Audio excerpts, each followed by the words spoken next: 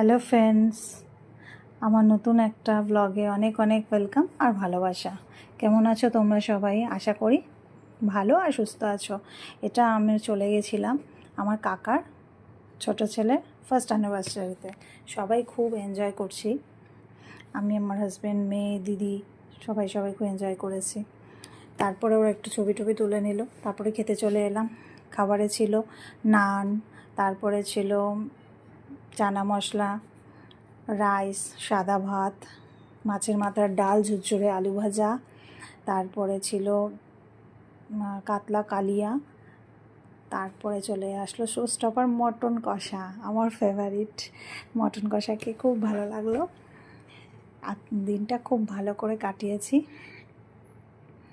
I hope ব্লগটা দেখে তোমাদের একটু হলেও ভালো লাগবে।